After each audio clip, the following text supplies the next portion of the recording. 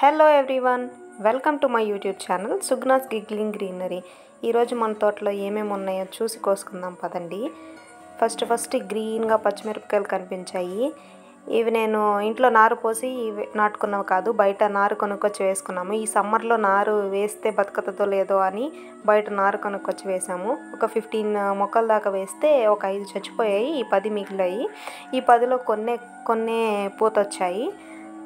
So ఇప్పుడు ఒక పెద్ద ప్రాబ్లం వచ్చిందండి.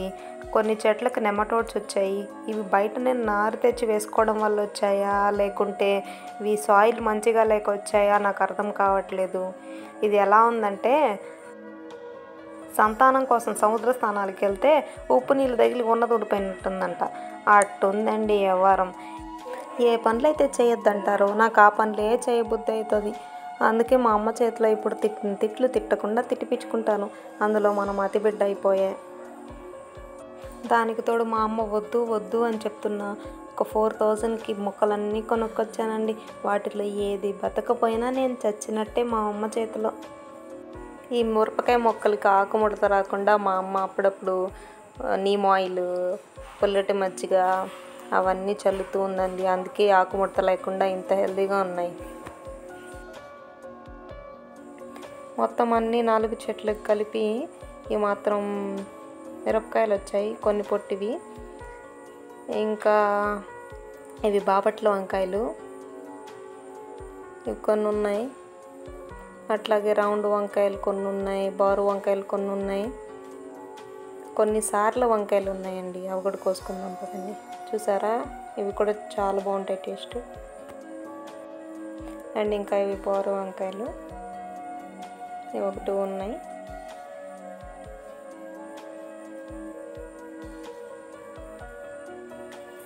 ఇంకపోతే టొమాటోలు కోసుకుందాం పదండి. కొన్ని దూరగా పండినాయి, కొన్ని పచ్చిగా ఉన్నాయి. అన్నీ కోసేసుకుందాం. ఈ దూరగా ఉన్నాయి తీసుకెళ్ళి మనం ఇంట్లో పెట్టేసుకుంటే ఒక 2 రోజుల్లో పండిపోతాయి. ఈ దూర టమోటాలన్నీ మా అమ్మ రోట్లో వేసి పచ్చడి నూరుతుందండి. టేస్ట్ మాత్రం సూపర్గా ఉంటుంది. మీరు కూడా ట్రై చేయండి ఒకసారి. మీరు గమనించినట్లయితే ఇక్కడ కొన్ని కొమ్మలు వంగిపోయి ఉన్నాయి కదా, ఈ తప్పు మీరు చేయకండి. ఇవి చిన్నగా ఉన్నప్పుడే తాడు ఆరల్స్ కర్రల సహాయం పెట్టుకొని వాటిని సపోర్ట్ ఇవ్వండి, లేకపోతే ఇట్లా వంగి పడిపోతాయి. మేమేం చేసామంటే అలా వంగిపోయిన తర్వాత వాటిని సరిగ్గా కడదామని కర్రలు పెట్టి కడుతూ ఉంటే చాలా మొక్కలు కొమ్మలంతా విరిగిపోయాయి. మేము టొమాటోస్ గ్రో చేయడం ఇది second time. First time grow చేసినప్పుడు అన్ని టొమాటోస్ కింద రాట్ వచ్చేసాయి.